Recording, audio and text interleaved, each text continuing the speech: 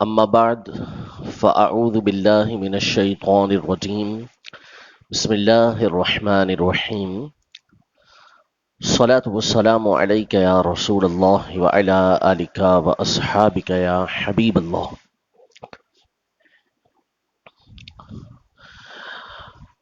مسلمان جب ہجرت کر کے مکہ مکرمہ سے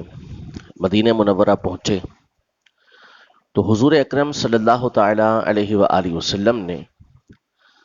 مسلمانوں کے درمیان مواخات فرمائی، یعنی بھائی چارہ فرمایا، ایک مسلمان کو دوسرے مسلمان کا بھائی بنا دیا تاکہ یہ آپس میں ایک دوسرے کے دکھ درد کے اندر شریک ہوں۔ کسی مسلمان کو کسی کے ساتھ، کسی کو کسی کے ساتھ یہ فرما دیا۔ لیکن مولا کائنات، مولا مشکل کشا رضی اللہ تعالی عنہ کو کسی کا بھائی مقرر نہیں کیا، کسی کا ساتھی مقرر نہیں کیا۔ تو انہوں نے عرض کیا رسول اللہ صلی اللہ علیہ وسلم آپ نے مجھے چھوڑ دیا۔ تو نبی کریم صلی اللہ تعالی علیہ وآلہ وسلم نے ان سے ارشاد فرمایا کہ تم دنیا اور آخرت میں میرے بھائی ہو۔ تو سیدنا علی المرتضی کرم اللہ تعالی وجہہ الکریم، نبی کریم صلی اللہ علیہ وسلم کے محبوب ترین اور پسندیدہ ترین صحابہ میں سے ایک صحابی ہیں۔ یہ یاد رکھیے کہ جو کسی کے گھر والے کہلاتے ہیں، اہل بیت کا جو لغوی معنی ہے، لغت کے اندر آپ ڈھونڈیں گے تو اہل بیت کا مطلب گھر والے۔ ہمارے یہاں اہل بیت اردو زبان میں یہ جو سادات کرام ہوتے ہیں، سید زادے ہوتے ہیں، حسنین کریمین کی جو اولاد ہیں، ان کو کہا جاتا ہے۔ اور اگر ہم لغت کے اعتبار سے دیکھیں تو ہر شخص کا جو گھر ہوتا ہے اس میں رہنے والے اہل کہلاتے۔ اہل کا مطلب رہنے والے، گھر والے۔ تو ویسے اس کا لغت کے اندر معنی بنتا ہے گھر والے، اور گھر والوں میں عام طور پہ جو شمار ہوتے ہیں وہ بیوی بچے شمار ہوتے ہیں۔ بیوی بچے ہیں یا ان کی اولاد ہے وہ شمار ہوتی ہے۔ داماد کو عام طور پہ گھر کا فرد شمار نہیں کیا جاتا، یہ نہیں کہا جاتا کہ یہ اس کے گھر والے ہیں۔ لیکن جب یہ آیت کریمہ نازل ہوئی کہ اللہ تبارک و تعالی یہ چاہتا ہے، یہ پسند فرماتا ہے، اس بات کا ارادہ فرماتا ہے کہ اے اہل بیت، تم سے وہ جو بھی پلیدی ہے، نجاست ہے کسی بھی طرح کی، اس کو دور فرمائے، تمہیں پاکیزہ اور ستھرا کرے۔ تو نبی کریم صلی اللہ تعالی علیہ وآلہ وسلم نے حضرت سیدہ فاطمہ زہرا رضی اللہ تعالی عنہا، حسنین کریمین یعنی امام حسن امام حسین رضی اللہ تعالی عنہما، اور حضرت علی رضی اللہ تعالی عنہ کو اپنی چادر کے نیچے لیا اور فرمایا کہ اے اللہ، یہ میرے اہل بیت ہیں۔ یعنی مولا کائنات، مولا مشکل کشا رضی اللہ تعالی عنہ کو نبی کریم صلی اللہ تعالی علیہ وآلہ وسلم نے اہل بیت اطہار میں سے شمار کیا۔ سیدنا علی المرتضی کرم اللہ تعالی وجہہ الکریم، ان کے نام کے ساتھ یہ جملہ استعمال ہوتا ہے کرم اللہ وجہہ۔ اس کا مطلب ہے کرم کا، یعنی تکریم سے یہ لفظ نکلا ہے کہ اللہ نے ان کے چہرے کو عزت بخشی، معظم کیا۔ اس کی وجہ کیا ہے؟ وجہ اس کی یہ ہے کہ جیسا کہ آپ جانتے ہیں، تاریخ آپ نے پڑھی ہوگی، اسکول کی کتابوں میں پڑھا ہوگا کہ صحابہ کرام علیہم رضوان کی جو تعداد ہے، بڑی تعداد ہے، وہ ایک بڑی عمر کے اندر ایمان لے کر آئی۔ یعنی ان کا جو پچھلا دور تھا ایمان لانے سے پہلے، اسلام کی آمد سے پہلے، بت پرستی عام تھی، شرک عام تھا۔ تو ظاہر ہے کہ یہ افراد بھی اسلام لانے سے قبل ان معاملات کے اندر مبتلا تھے، بتوں کے سامنے سجدہ ہونا اور دیگر چیزیں ہوتی تھیں۔ لیکن جب نبی کریم صلی اللہ تعالی علیہ وآلہ وسلم نے ایمان کی دعوت دی، اسلام کی دعوت دی، تو ان لوگوں نے اسلام کو قبول کیا اور پچھلی تمام زندگی سے انہوں نے توبہ کی، اور اللہ تبارک و تعالی نے ان کو صحابیت کا مرتبہ عطا فرما کر تمام لوگوں میں سب سے ممتاز بنا دیا۔ یعنی انبیاء کرام علیہ السلام کے بعد یہ ہستیاں سب سے معظم ہستیاں کہلائیں، عزت والی ہستیاں کہلائیں۔ لیکن دو صحابہ کرام علیہم رضوان ایسے ہیں کہ جن کو اللہ تبارک و تعالی نے وہ زندگی عطا فرمائی کہ جب زمانے شرک عام تھا، یعنی اس زمانے کے اندر شرک عام تھا، کفر عام تھا، اس وقت بھی ان لوگوں نے کبھی بھی کسی بت کے آگے سجدہ نہیں کیا، یعنی ان کا چہرہ جو ہے، ان کا سر جو ہے، وہ کبھی بت کے آگے نہیں جھکا۔ ویسے تو بعد کے دیگر بہت سارے صحابہ ہیں جن کی پیدائش، ولادت جو ہے وہ ہوئی اسلام کے زمانے میں، جیسے حضرت عبداللہ بن زبیر رضی اللہ تعالیٰ عنہ، حضرت نعمان بن بشیر رضی اللہ تعالیٰ عنہ۔ نعمان بن بشیر رضی اللہ تعالیٰ عنہ یہ انصار کے اندر، یعنی جو مدینہ منورہ کے رہنے والے صحابہ تھے، انصاری جو کہلاتے تھے، ان میں سب سے پہلے اسلام کے اندر جو بچہ پیدا ہوا وہ حضرت نعمان بن بشیر تھے۔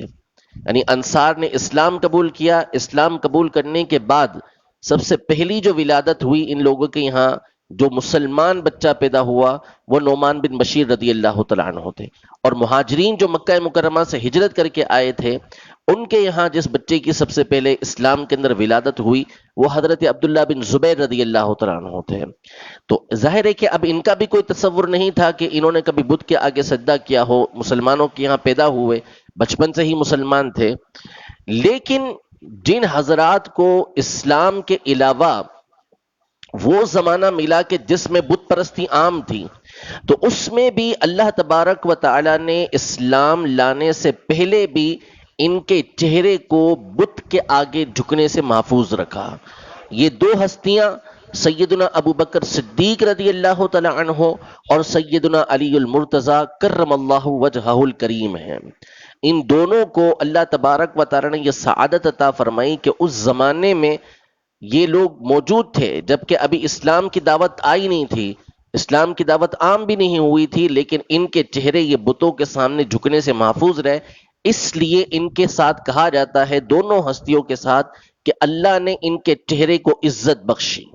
معظم اور مکرم کیا کہ کبھی کسی بت کے آگے یہ جھکے ہی نہیں ہیں۔ ٹھیک ہے، تو مولا کائنات مولا مشکل کشا رضی اللہ تعالی عنہ کو یہ سعادت حاصل ہوئی کہ نبی محترم صلی اللہ تعالی علیہ وآلہ وسلم کی آپ نے کفالت کے اندر حضور اکرم صلی اللہ تعالی علیہ وسلم کے زیر سایہ آپ نے تربیت حاصل کی۔ جو حضرت علی رضی اللہ تعالی عنہ کا گھرانہ تھا، اس میں افراد زیادہ تھے، اور ان کے یہاں جو کمائی تھی، جو ان کا رزق تھا، جو گزر بسر کے لیے مال تھا، وہ بہت کم ہوتا تھا۔ تو نبی کریم صلی اللہ علیہ وسلم نے حضرت علی رضی اللہ تعالی عنہ کو اپنی کفالت کے اندر لے لیا تھا، اور ان کی پرورش خود نبی کریم صلی اللہ علیہ وسلم نے فرمائی۔ اور علماء لکھتے ہیں کہ حضرت علی رضی اللہ تعالی عنہ جب پیدا ہوئے تو پیدا ہوتے ہی سب سے پہلی نظر آپ نے نبی کریم صلی اللہ علیہ وسلم کو دیکھا، اور بعض علماء کے مطابق سب سے پہلی غذا جو حضرت علی رضی اللہ تعالی عنہ کے مبارک جسم کے اندر داخل ہوئی وہ نبی کریم صلی اللہ تعالی علیہ وسلم کا لعاب دہن تھا۔ آپ کے بہت سارے فضائل یہ احادیث طیبہ کے اندر موجود ہیں، اور راویوں نے، حدیث بیان کرنے والوں نے سب سے زیادہ جن ہستیوں کی فضیلتیں روایت کی ہیں ان میں سر فہرست سیدنا علی المرتضی رضی اللہ تعالی عنہ۔ کچھ فضیلتیں میں آپ کے سامنے بیان کرتا ہوں۔ اہل سنت کا یہ عقیدہ اور نظریہ ہے کہ انبیاء کرام علیہم السلام یہ مخلوق میں سب سے اعلیٰ اور افضل ہستیاں ہیں، ان کے برابر کوئی شخص نہیں ہو سکتا۔ جو بھی کسی بھی ہستی کو انبیاء کرام علیہم السلام سے بڑھ کر یا ان کے برابر مانے وہ دائرہ اسلام سے خارج ہو جائے گا، اس لیے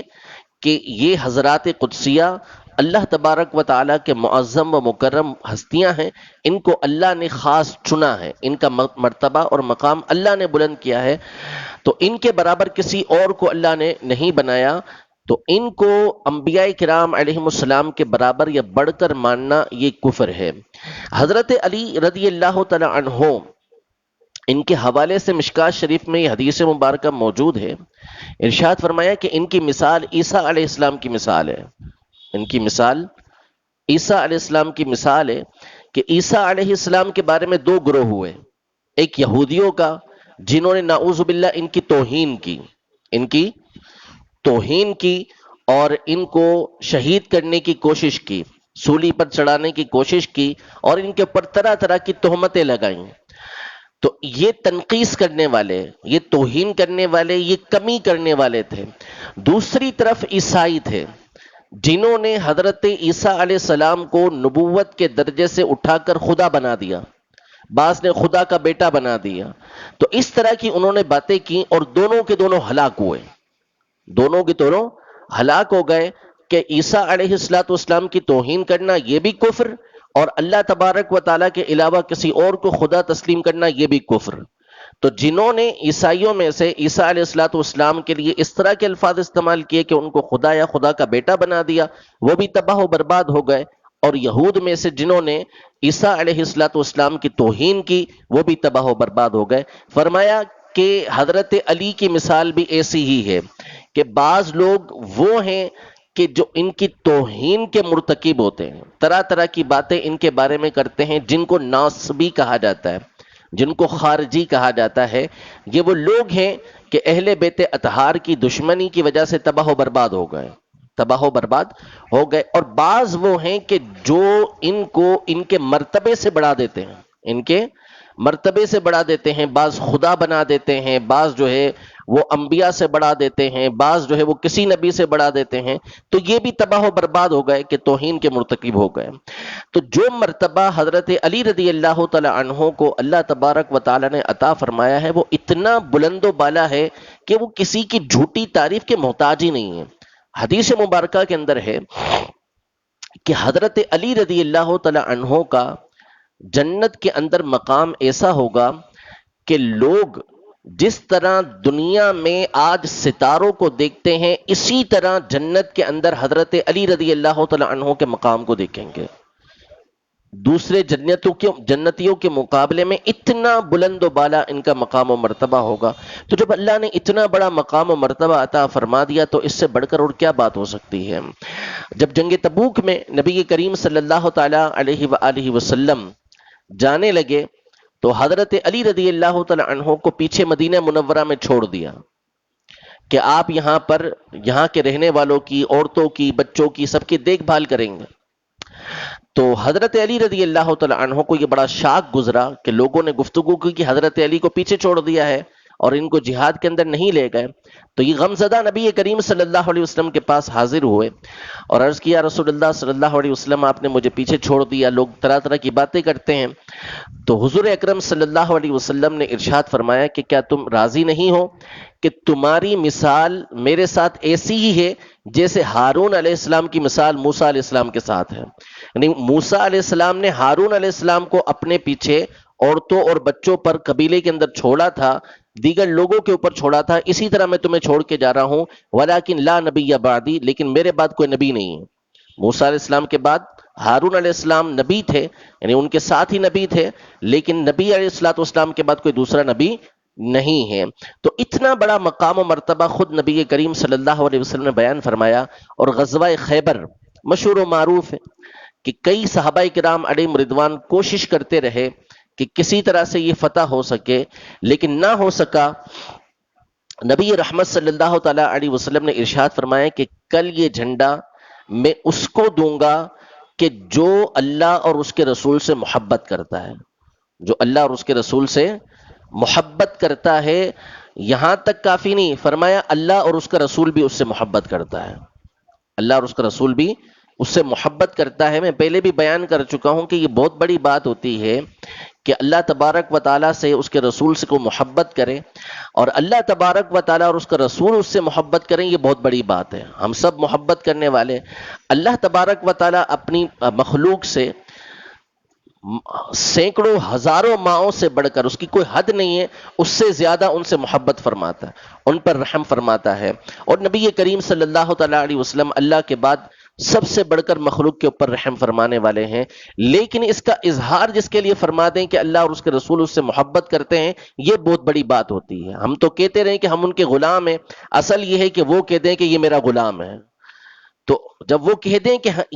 ہم ان سے محبت کرتے ہیں تو بہت بڑی بات ہے۔ بڑے بڑے صحابہ کرام علیہم رضوان، حضرت سیدنا سعد بن ابی وقاص رضی اللہ تعالی عنہ عشرہ مبشرہ میں سے ہیں، اور وہ ہستی ہیں کہ واحد جن کے لیے نبی کریم صلی اللہ علیہ وسلم نے ارشاد فرمایا کہ ارمی یا سعد بی ابی و امی، اے سعد تیر چلاؤ، میرے ماں باپ تم پر قربان ہوں۔ اتنی بڑی ہستی یہ ساری رات انتظار کرتے رہے کہ کاش صبح یہ جھنڈا مجھے نصیب ہو جائے کہ یہ بشارت مل جائے گی کہ اللہ اور اس کا رسول اس سے محبت کرتے ہیں۔ صبح ہوئی، نبی کریم صلی اللہ علیہ وسلم نے حضرت علی رضی اللہ تعالیٰ عنہ کو بلایا، عرض کی گئی کہ آنکھوں میں تکلیف ہے، تو نبی کریم صلی اللہ علیہ وسلم نے فرمایا ان کو بلاؤ۔ وہ آئے، حضرت علی رضی اللہ تعالیٰ عنہ، حضور علیہ الصلوۃ والسلام نے اپنا مبارک لعاب دہن جس کو ہم تھوک کہتے ہیں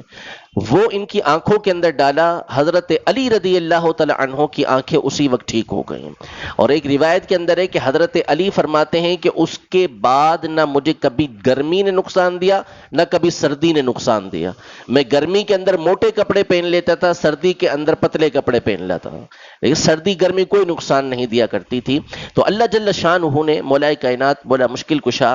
رضی اللہ تعالیٰ عنہ کو بڑا مقام و مرتبہ عطا کیا ہے۔ اللہ رب العزت جل وعلا ان سے اور ان کی آل اولاد سے ہمیں سچی عقیدت و محبت نصیب فرمائے۔ حضور اکرم صلی اللہ تعالیٰ علیہ وآلہ وسلم کی سارے صحابہ کرام علیہم رضوان، تمام ازواج مطہرات کے ساتھ عقیدت و محبت نصیب فرمائے۔ ان کی توہین سے اللہ تبارک و تعالی ہم سب کو محفوظ فرمائے، آمین بجاہ نبی الامین صلی اللہ تعالی علیہ وآلہ وسلم۔